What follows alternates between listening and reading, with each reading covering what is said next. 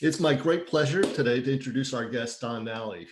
And Don is the John Beattie Chair of Music and Director of Choral Organizations at Northwestern University. But he's probably best known as the Artistic Director, Conductor, and founder of the choral ensemble, The Crossing. The Crossing's been called America's Most Astonishing Choir by the New York Times classical music critic Zachary Woolfe. And their albums and concerts are marked by a high level of creativity, innovation, and social awareness. Don has commissioned over 125 works, and with The Crossing has produced over 20 recordings, receiving 6 Grammy nominations, most recently for their 2020 album, Carthage. Don has collaborated with numerous national and international orchestras, artistic companies, including the Los Angeles Philharmonic, the New York Philharmonic, the International Contemporary Ensemble, and the Rolling Stones. I like that video. I watched that one as well. He's held distinguished tenures as chorus master for the Lyric Opera of Chicago, Welsh National Opera, Opera Philadelphia, the Chicago Bach Project, and for many seasons at the Spoleto Festival in Italy. So, Don, good morning, and thank you for getting up early in the Midwest time zone to join us here on the East Coast. It's a real pleasure to have you join us here at Derry. It's good to be here. Tim, you're so good at these introductions, my God. It's my side job. I feel like I need to take that and put it at the beginning of every one of talk that I do. Oh, good. My second career, maybe. Yeah, right. Well, Don, as I was preparing this talk, one thing I mentioned is I went back and listened to a lot of your recordings because I wanted to come up with a good, succinct way of describing what your music is like. And it's so broad and diverse and innovative that I really struggled with that. I had a tough time coming up with a nice, succinct description of what your music sounds like. So I was wondering, how do you respond to that question? If you have a stranger that's never heard the music of The Crossing before, how do you describe what you do?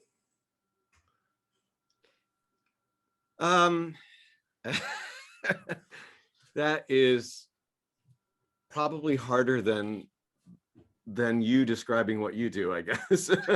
Yeah. So it's a very interesting question, and I actually thought about it because you mentioned it the other day, and I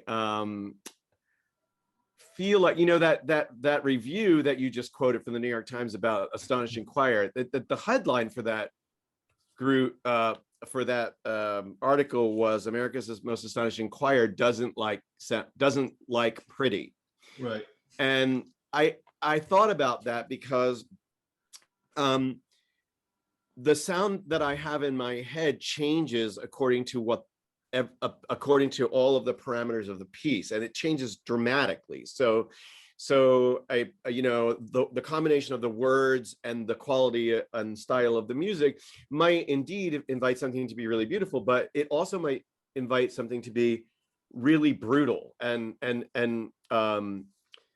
not at all beautiful. It's not appropriate to that moment. And so when we're probably going to listen to a little bit of a piece from Julia Woolfe in a little bit, and we're going to really hear that, right? Because I just don't think that beautiful is our life default. Life is more complex than that, and so I do think that I also have a kind of clean sound to start with that.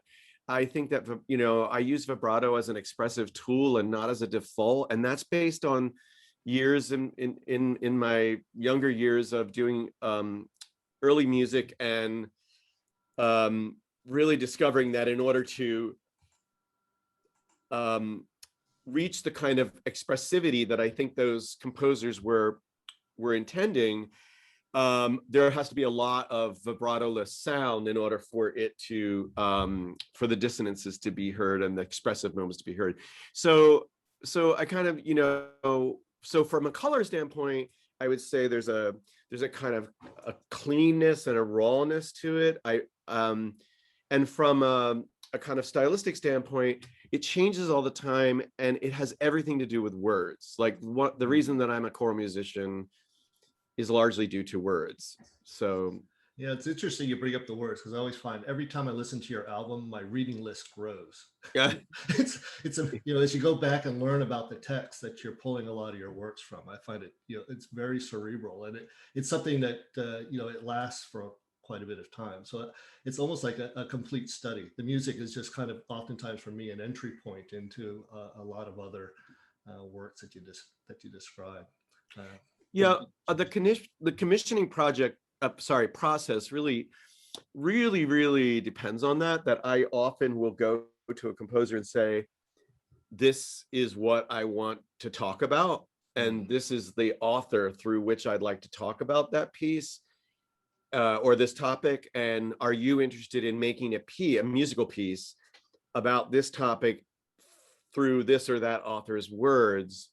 And that is, as you said, it's a hugely broad range. Sometimes it's like blatantly political in nature, and at other times, like with Gavin Bryars, there's like a background, a Native Hill, what just came out on Friday. There's kind of the words of Wendell Berry, but it's early Wendell Berry. It's like bucolic Kentucky, or is it West Virginia, Wendell Berry, and describing the relationship to Earth. And that's like what I would call like a passive activism, in terms of when, just reminding us that like we have a curatorial responsibility and all that kind of stuff. The later Wendell Berry is much more activist. So yeah, the words are, and as I think Debbie said when we first got on the Zoom, commenting about my books, this is nothing. So a lot of sources of inspiration. I'm wondering if your interest in the text and nothing, is that what drew you into choral music? Because I know you started off your career in the saxophone. Obviously, something you made a career change there at some point. Well, you would know that. I'm assuming that our friends all know that we grew up together. So some do. Okay, so we went to a really fantastic Presbyterian church, and I don't know if it was for you, but for me it was formative. Like, it was really formative, and the kind of ethos of that church is something that I've carried with me all the time, and the commissions that I make are often like somehow very far back inspired by the things that I learned at Deep Run Presbyterian Church. So at any rate, yes, I did start out as a saxophone, but I actually made the career change immediately upon I think I was in my second semester of my first year of college, and I knew I wanted to conduct, and I was pretty sure I wanted to conduct choirs. And I also thought that my saxophone teacher didn't know what he was talking about. And so That's one form of mentorship. Yeah, right. Yeah. So I just decided, well, then I'm just going to like stop that, because I think this is a waste of my time with him. And so, yeah, I switched over. And the funny thing is that the next year, they brought in a new saxophone teacher who was really fantastic, because I continued to take lessons. And I just wonder, if he'd been there my first year, would my whole life look differently? I don't know. But yeah, I decided, and it was largely words, and also the colors. I'm really fascinated by colors. So, I mean, I think that's kind of what you were alluding to when you say it's really hard to pinpoint what the sound is. And I'm very fascinated by the expressivity of an actual choral color, and what that sound by itself can say to us, right? Because we all sing, we all have voices. Our voices are very individual. I mean, that's just part of our evolution, is so that we can identify friend from foe, because we recognize the individuality of all of our voices. So, like, one of the things that a choir director has to deal with is the fact that you're like, it's not like violins, right? Most violins sort of sound the same, but voices don't. And so when they're put into song, like, shaping that is part of the art. So color is it's like a place where I live, frankly. I think about it. It's the place where I feel like when I'm conducting, I never actually feel like totally me. unless I'm conducting, which is, I don't know, my therapist would be like, well, we should work on that, but I'm fine with that. But I'm really at home in the middle of a choral color. So It's a very unique instrument, like you point out. It's different every time that you're up there. it is, It's and you can make the strangest modification of that color just by something that you do with your hands or your way in which you breathe, and it's very rewarding and also mystical. So how did you transition into the crossing? How did that develop? That crossing's been with you for some time. Yeah, this is our 16th year, which is so strange to think about. You all know what that means. Those of you that have children, at age 18 went, what happened? Where did they go? Yeah, 16 years is really nutty. I was in Philadelphia, but like kind of by coincidence. I had lived, my trajectory was I went to Mansfield, and I left Mansfield and I went to the University of Cincinnati, and I finished my undergraduate there. And then I moved to Chicago and I taught for 2.5 years. And then I went to Westminster Choir College in Princeton, and I lived there for 4 years and got my master's. And then I went to the University of Illinois in Champaign-Urbana. I spent 3 years there. And then I wound up back in Philadelphia because there were 2 jobs that were that I could do simultaneously and that I really wanted to do. It turns out that one of them I was teaching at a university, and I came to the conclusion after a few years that I just wasn't ready for it, and I didn't want to do it. And I put that off until I was 50. So I was there, and I was conducting Choral Arts Society of Philadelphia and St. Mark's Church and the Opera Company Chorus, and I really had things pretty good. And I had my first first of 3 midlife crises. And I just decided this isn't it. I want to mix it up. And I was also extremely frustrated with the first Bush administration. I mean, with the George W. Bush's administration. And I foolishly thought that leaving the country would somehow rectify that, which it didn't. Anyway, I got a job in Wales at Welsh National Opera, and I moved. and I lived in Cardiff for 3 years. And the job was really fun because they tour a lot, 21 weeks out of the year was on tour. So it was really cool. But it does rain every single day in Cardiff. And after a while, I just went, these people are stupid, and you shouldn't live in a place where it rains every day. And I have choices, and I'm not doing this anymore, because if you want to go for a walk, you just have to take an umbrella and a raincoat. And I would ride my bike to work every day, and I'd have to take an extra set of clothes because the mist would drench. I just went, forget it. So while I was in Wales, my group of singers who were really my kind of go to 20 people that we did everything together in Philadelphia, and have subsequently also, many of them had moved to San Francisco or New York, whatever. We were sitting on the street. I was back. It was summertime, taking a break, having a beer. 4 of us were sitting around, and this idea of really missing the kind of music that we had been making in Philly came up, and oh, we should do a concert. And I was like, yeah, sure, whatever, that's incredible amount of energy, and I have to go back and be an opera person. But when I went back, my co-founder Jeff Dinsmore wrote and said, so what's the date? And we decided, okay, we should do this. We invited 18 people. It's now 24, but back then it was 18, and all of them said yes. We didn't have any money. It was you have to pay for your own plane ticket and everything, and we're going to split the box office, which turned out to be, I think it was $81 a piece. And we put a show on, and people came, and we were all kind of dumbfounded. We thought it would be our 6 closest friends, and that means the 6 closest friends that weren't actually singing in the group, right? So people came, and it was really successful. And so we did a lot of new music, but it wasn't entirely new music. And it was after that I said, well, let's do all new music. Let's find out. It doesn't matter whether it fails or not, so who cares?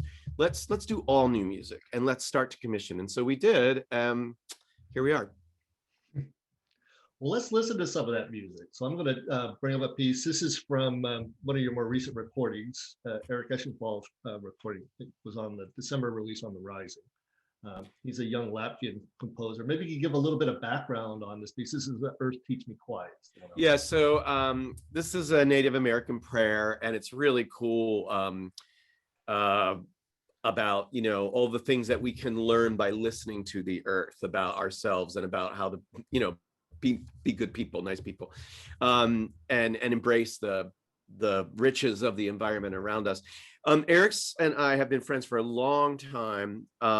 There is a friend of the crossing who's Latvian, who lives in Chestnut Hill, and she introduced me to him by CD, like a homegrown CD, you know, probably in our third year or something. And I immediately said I would like to start to do his music, and I didn't realize at the time that he wasn't really known in America. And we wound up doing a whole bunch of American premieres. Now he's like, in the choral world, really, really well known, but particularly among high schools and colleges. And so he's written a few pieces for us. This is not one of them.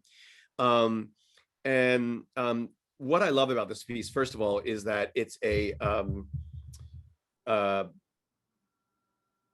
has this marimba in it, and the marimba kind of creates this sound rumble world underneath the choir, so that you can have these really thin lines, really transparent lines, but there's harmony underneath it from the marimba, and it just creates this crazy sound world. And it's also this is a live recording because it's from Rising with the Crossing, which is a CD that we put out in response to a series that I did during the pandemic called Rising with the Crossing. And it was an email every morning for Monday through Friday at sunrise for 12 weeks. And it was reflections on our live recordings because we wanted to stay connected with people. And obviously we couldn't sing together, as you well know. And then months later, we thought, well, maybe we should make a CD called that too, because it was a very popular series, and the Library of Congress has archived the series as a historical record of the time, and et cetera, et cetera. So this is a live recording, warts and all. Great. Well,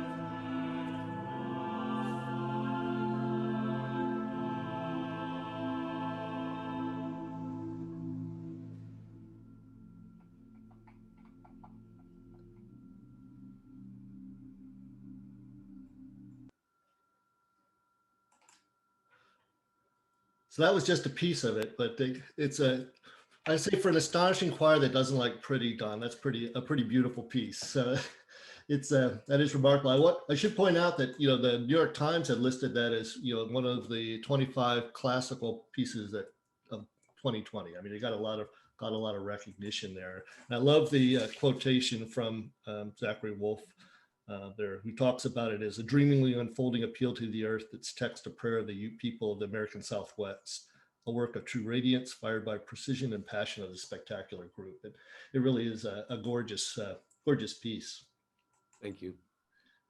I wanted to, you pulled up another piece here, and I'm not familiar with this one, but I wanted to introduce you. This is from Julia Woolfe, and just to kind of as a contrasting piece, maybe give a little bit of background on the background of this piece. Well, Kyle didn't send you this, and I think he probably was thinking, oh, well, it's not just us, it's with the New York Philharmonic, but it was written for us and the New York Philharmonic. And I just got up this morning and decided I was feeling feisty, and maybe this would be a good thing to share and get us all woken up, because this piece is called Fire in My Mouth. It's about a 40-minute choral orchestral work about the Triangle Shirtwaist Factory in the early 20th century that 147 people, I think, were killed in, and they were killed in it as a result of the owners of the factory not following what little code there was at the time, and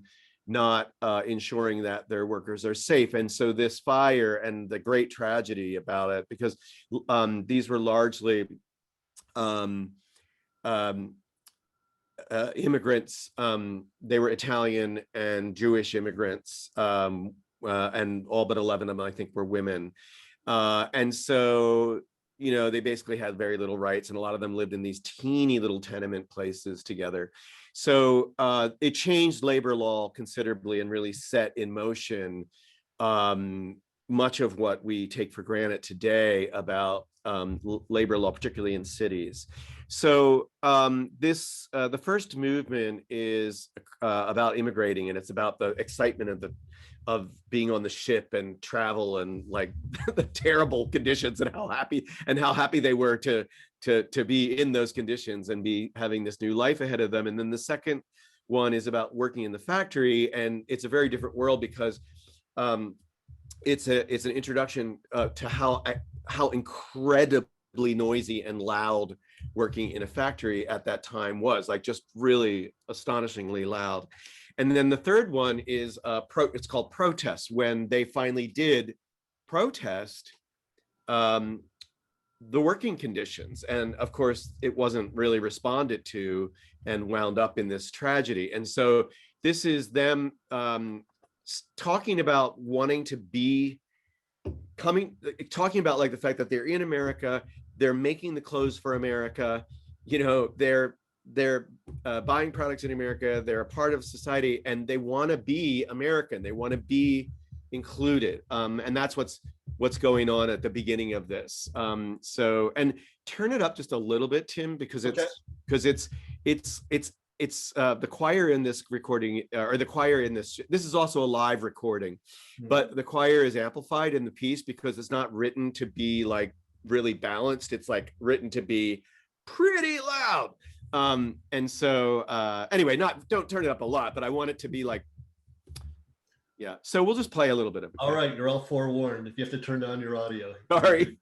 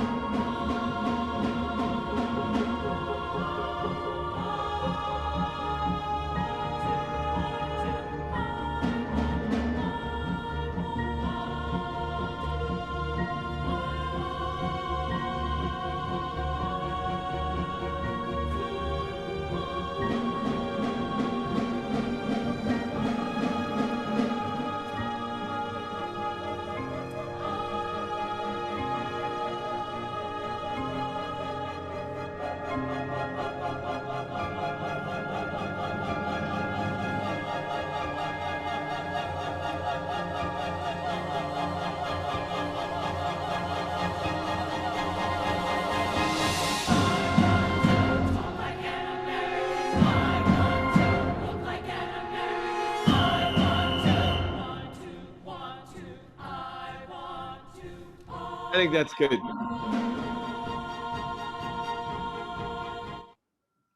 So it has this huge buildup to I want to cook like an American, I want to look like an American, I want to dance like an American, and but like how she writes for percussion, all that kind of stuff, and it's like,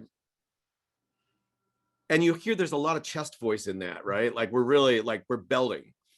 And so that's one of the reasons I wanted to play it, because it's so different than the sound from Eric Session Vaults, which is not everything's head voice, you know, for everybody. So yeah, It really builds up the tension. I love that piece. I mean, I'm glad you suggested it because it does contrast with that earlier piece by Eschenwald. One of the things I wanted to note on is that, now the Crossings really evolved from those early stages where it was, 18 friends getting together to put on a concert into an internationally renowned chamber choir that's really noted for the innovation. And I wondered how that had changed your approach to the music. I mean, right now you're turning out a Grammy nominated album every year. Well, does that change how you approach music? Is there pressure to continuously be innovative? And does it seek the types of commissions and collaborations that you're looking for because of where you are now compared to where you were when the group was just starting? Well, that is a great question. No, I mean, I don't really listen to anybody, so it doesn't like. So, you may remember that when I was a kid. So I don't, it doesn't matter to me what other people expect of me. It's like it's irrelevant to what I think how I think I should be spending my days. And so that really hasn't changed at all. I mean, like the packaging has changed a bit, because now there's like marketing people, there's PR people and all that kind of stuff. And I have to do all these interviews, which are not, which are not wonderful church choirs at 8 a.m. on a Sunday morning, and we get to talk about whatever we want, but rather it's like, somebody with an agenda from some public radio station, and that's fine, but it's like, so I don't, I think, parts of it, I will say this, that, to be really perfectly honest, part of my role at the Crossing is that I do need to resist the machine, because when things get bigger and bigger and bigger, I mean, which you well know from the medical profession, right? Like, we'll look at what has happened to the medical profession since you entered it.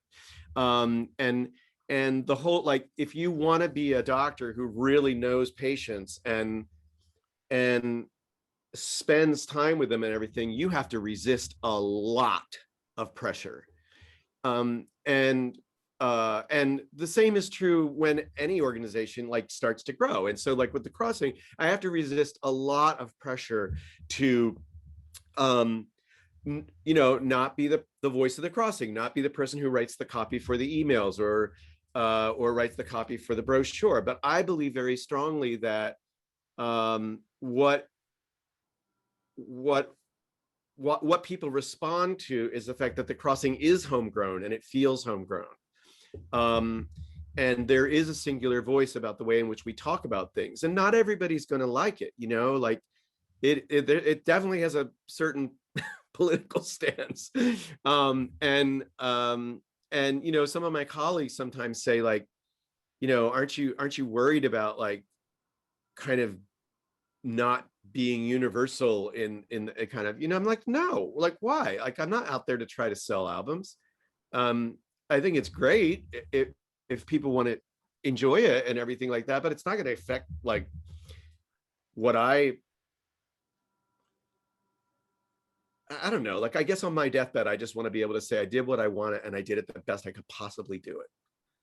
and not I did what other people told me to do, and as a result, I don't think I accomplished what I really wanted to accomplish. So that's a very long, complicated question, and I don't even think it answer, and I don't think it answers your question. But I think it in some way does. My sense is that that you seek out commissions as opposed to being drawn into commissions because that's the next step that the group want to take. I wonder if you talk a little bit about how you when you're deciding on a new work or something. Obviously, you talk a lot about how your reading inspires you, or your awareness of different issues, and wanting to contribute to the conversation of those issues draws you into, I assume, these collaborative processes. But what do you look for when you're looking at either seeking out a composer or seeking out a piece of work that you'd say this would be appropriate for the type of you know, contribution that the crossing can make to the conversation? Do you mean like in topics or? Or topics, or do you start with a topic and then say, hey, this composer would work well with this topic? Or... Yeah, I mean that essentially describes it. Yes, but you know, I feel like we all walk around with things that are like that. We all walk around with this kind of like there's like a wall of concerns, right? And that might be like, you know, my spouse, my home, the government, homelessness, whether or not the church can afford a new roof. You know, they're thinking about cutting a tree down in a park, and I don't want to see it go. Like and they have all these. They're in relief against each other according to like what is really what you know, what defines us, and what are just concerns, or what I'm willing to act on, what I'm not willing to act on, and those kinds of things, right? And a lot, we don't really think about it that way all that much, but I kind of do, because I'm constantly aware of which of those things is forward against, you know, all of those other things, and when those like either concerns or loves or whatever are really prevalent, I say, well, I need to respond to that in some way, because I or a number of other people in my life are feeling that this is a topic that should be talked about. And I don't have any answers. I'm not a politician, I'm not a priest, and I'm not a doctor. I mean, a medical doctor. I'm a doctor, but not like legit like you.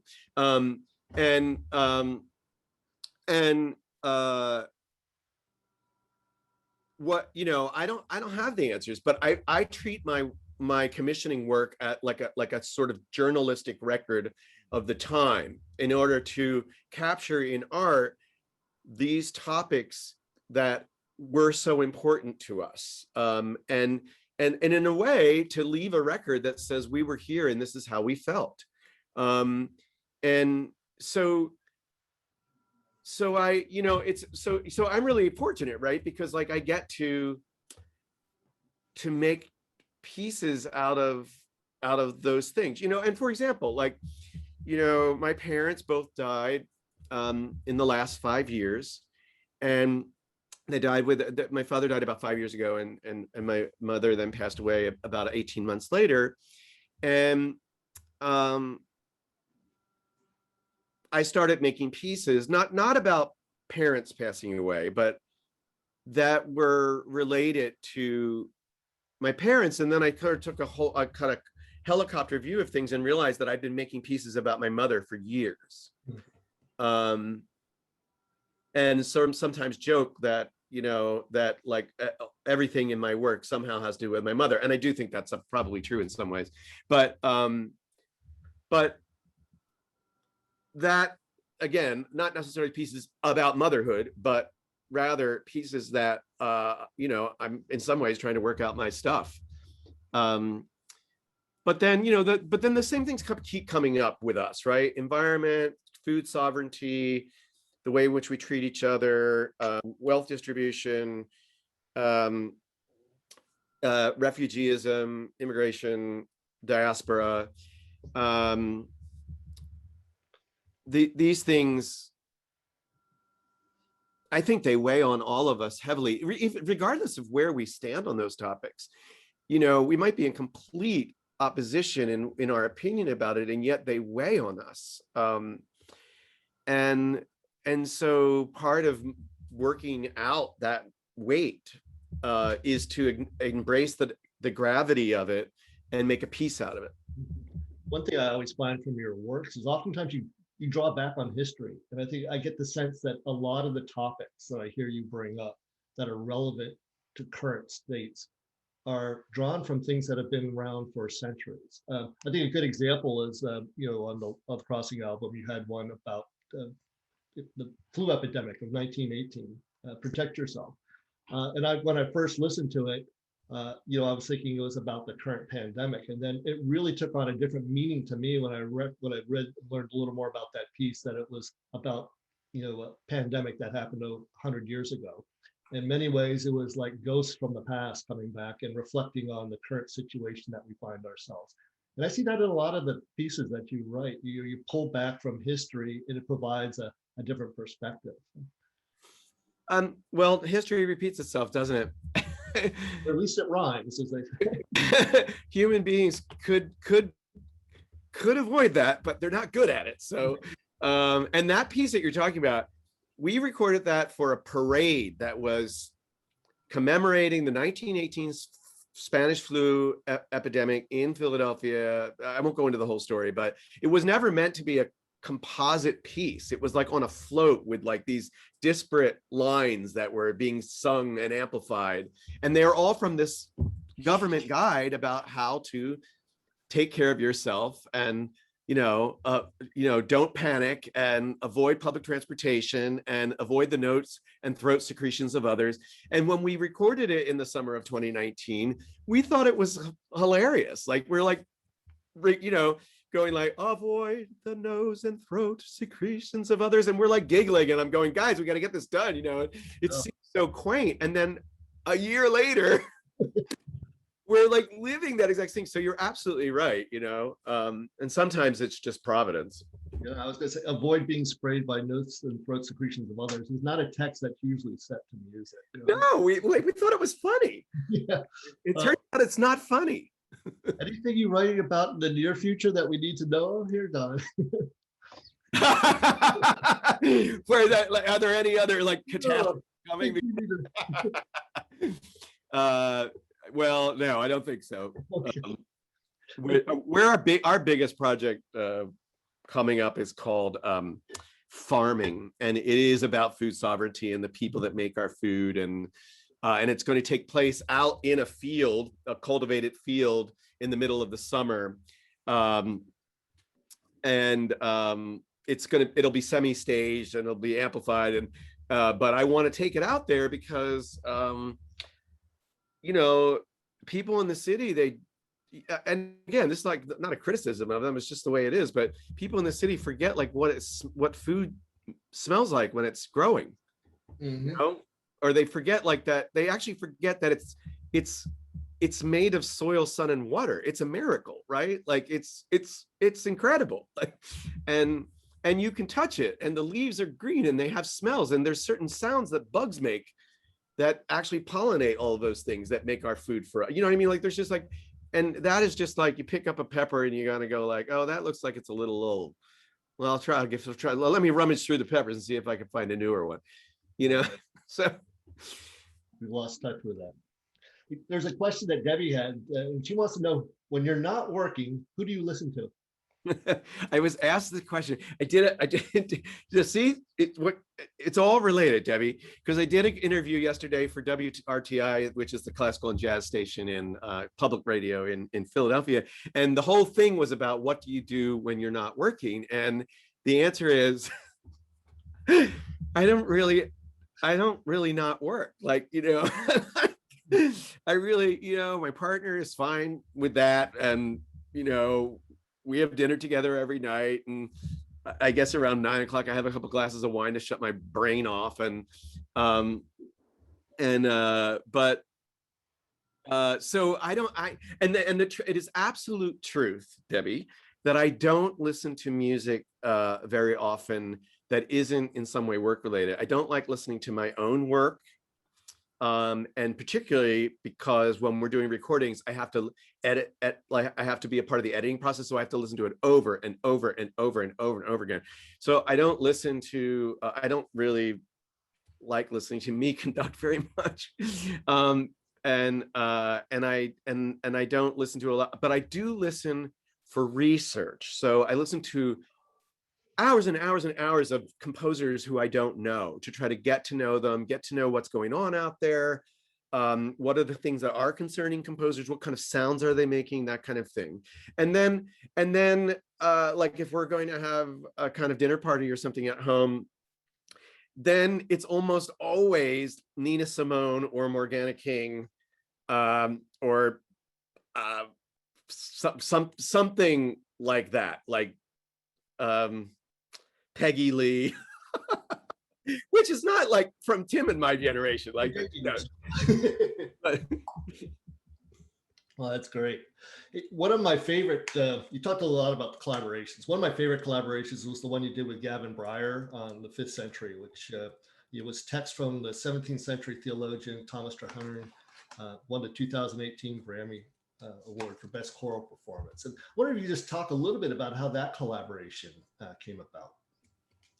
That came about through an introduction from a friend of the Crossing. His name is Tony Kramer, and he's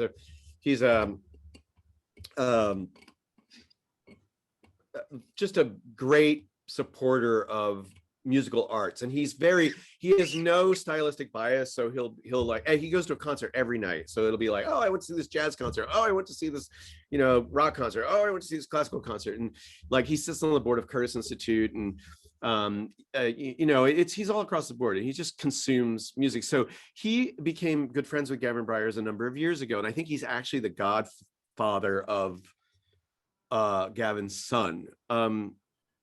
And he introduced us to Gavin and said, if you guys hit it off and you want to make a piece together, I'll support that.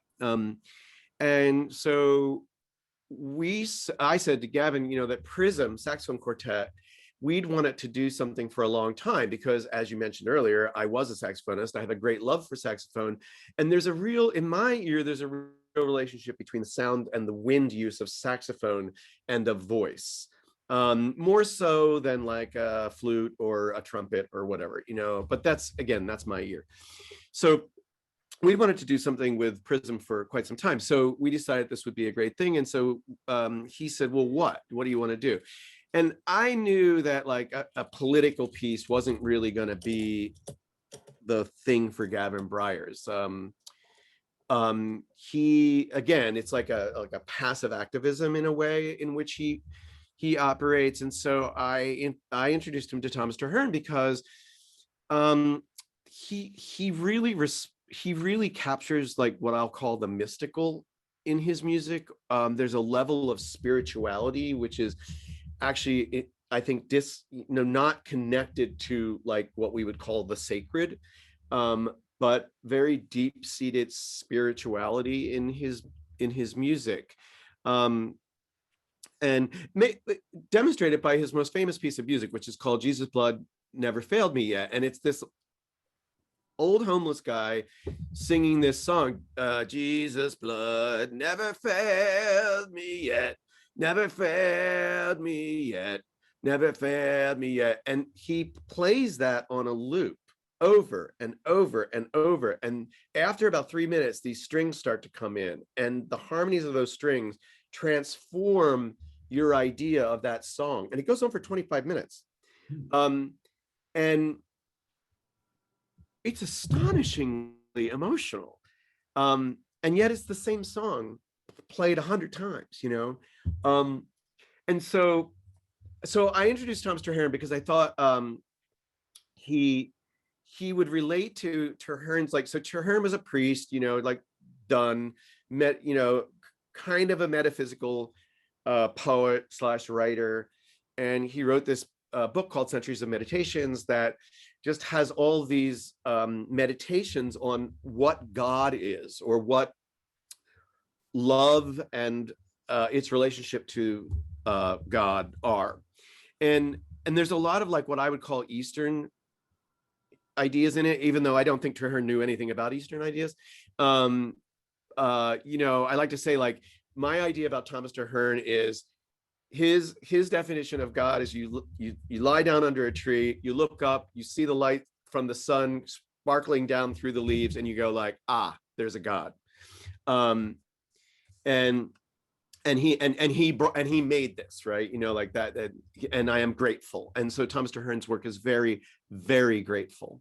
So yeah, so that's how that journey, and then he went off and wrote this 40-minute piece, which is amazing. And then after we worked together, we have a residency in Big Sky, Montana, every year, and he came and spent a week with us there, and then he decided that he wanted to write A Native Hill, the piece that came out on Friday. He wanted to write it as a gift to us. So unbelievable that he wrote this 70-minute piece of unaccompanied choral music as a gift to us, but I'll take it.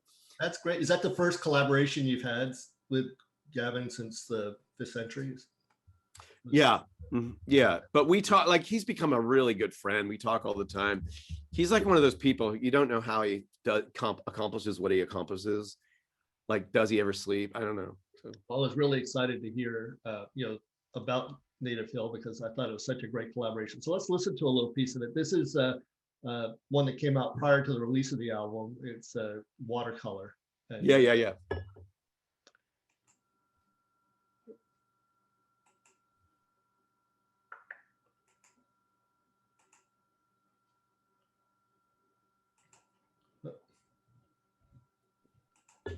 I will get to it eventually here.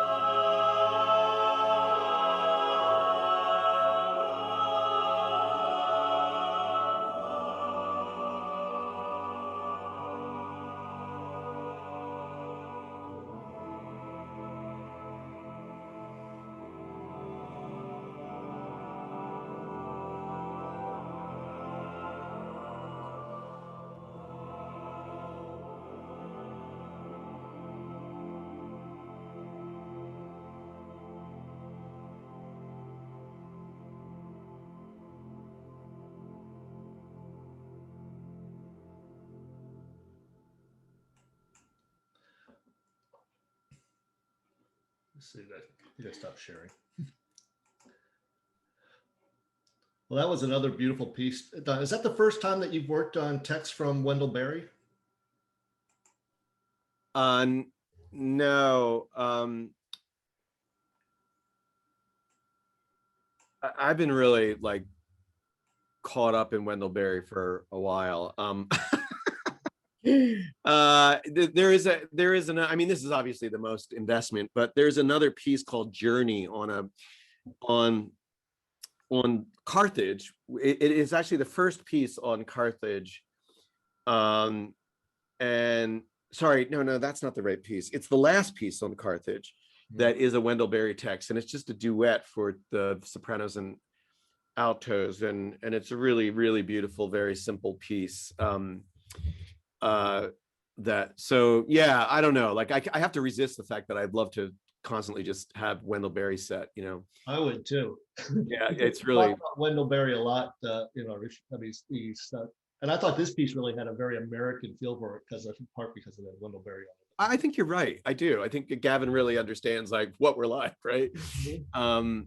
You know, so should I really quickly answer the questions in the chat? Yeah, let's not. We spend the last few minutes here, kind of coming up. So I'll just kind of run through those. This Sure. one from Greg and Lois Harris. The question they had was, how soon do you plan on scheduling a live in-person concert?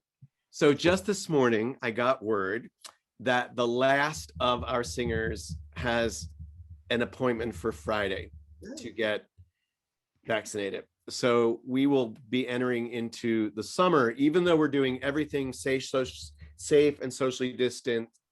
The choir is using amplification equipment, so they don't have to stand near each other.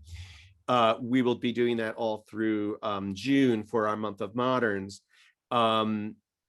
We will have a little bit more flexibility, and then we will be going to Big Sky, Montana, and we will have our residency, and we will be acting in a normal fashion, more or less. And yeah, so, and then we're hoping, I mean, I'm hoping that Pennsylvania and New Jersey will be in great shape by early September. Who knows? But if it is, we won't have an audience in Big Sky, Montana. Well, we might have a small one on an outside performance, but we plan to have the 20th anniversary of 9/11 concert on September 11th, and it would be live and in person with an audience. So We'll try to get everybody vaccinated in Hershey if you want to put that on tour. please do, please do.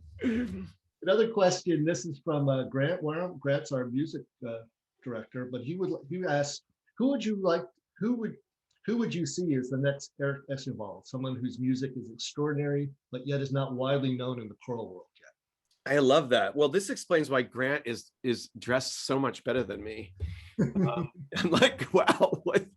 Dude, that is pretty formal for like this hour of the morning. Where'd you go to school, Grant? I did my undergrad at Rice University with Ken Cowan. Oh yeah. And then graduate work at Yale with Tom Murray and Jan Laugvik. So Ken Cowan was my accompanist for my first professional choir called the Bridge Ensemble when he was a student. No kidding.